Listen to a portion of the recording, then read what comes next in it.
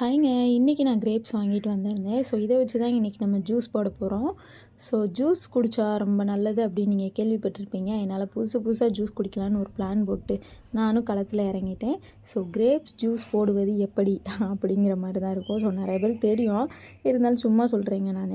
So grapes எல்லாத்தையும் பார்த்திங்கன்னா இந்த மாதிரி எடுத்துகிட்டு நல்லா வாஷ் பண்ணிடுங்க. ஒரு சில இதில் மருந்தெல்லாம் அடிச்சிருப்பாங்க, என்னால் கண்டிப்பாக வாஷ் பண்ணிடுங்க.